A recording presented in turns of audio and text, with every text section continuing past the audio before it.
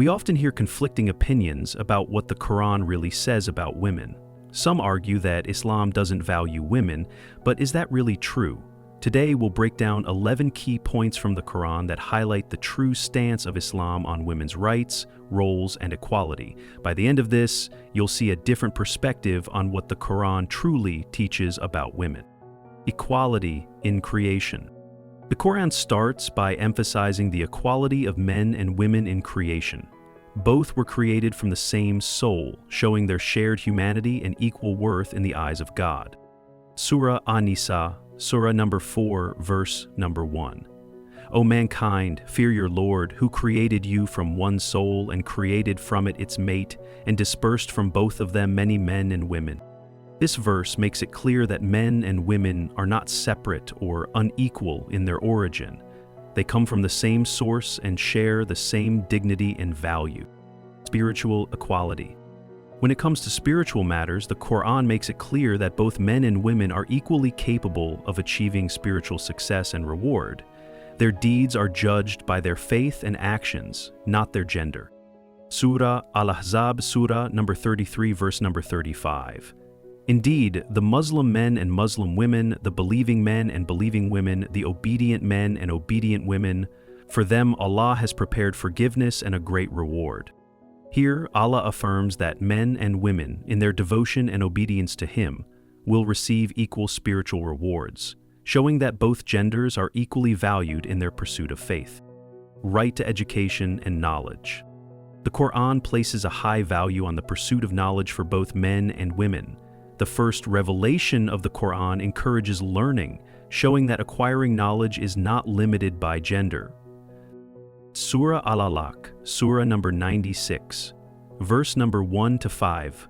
Read in the name of your Lord who created man from a clot. Read, and your Lord is the most generous. While the specific gender isn't mentioned in this verse, it applies equally to both men and women in Islam. Knowledge is a key component of Islamic life, and both genders are urged to seek it. Rights in marriage. The Quran emphasizes that women have clear rights within marriage. It stresses respect, fairness, and mutual love between spouses. Surah an-nisa, Surah number 4, verse number 19. O you who have believed, it is not lawful for you to inherit women by compulsion, and do not make difficulties for them in order to take part of what you have given them. This verse highlights that women cannot be forced into marriage or treated unfairly. Their rights in marriage must be respected, and any form of coercion is prohibited. Surah Ar-Rum, Surah number 30, verse number 21. And of His signs is that He created for you from among yourselves mates that you may find tranquility in them, and He placed between you affection and mercy. Marriage in Islam is intended to be a partnership of peace, affection, and mercy. It's not about control or domination, but about mutual respect and comfort. Rights and inheritance. The Quran granted women inheritance rights at a time when they had none. This was a significant shift, especially compared to the pre-Islamic Arab culture, where women were denied such rights. Surah an-Nisa, Surah number 4, verse number 7. For men is a share of what the parents and close relatives leave, and for women is a share of what the parents and close relatives leave. While the share of inheritance might differ between men and women, this verse clearly acknowledges women's right to inheritance, a revolutionary concept in its time. Modesty and personal autonomy. The Quran calls on both men and women to observe modesty. However, it places particular emphasis on mutual respect and dignity, ensuring that women maintain their personal autonomy. Surah an-Nur, Surah number 4, verse number 30 and 31. Tell the believing men to lower their gaze and guard their private parts, and tell the believing women to lower their gaze and guard their private parts. This verse stresses that both men and women should respect each other's boundaries. It's not just about physical modesty, it's about valuing each other's dignity and maintaining respect in interactions. Women's role in society.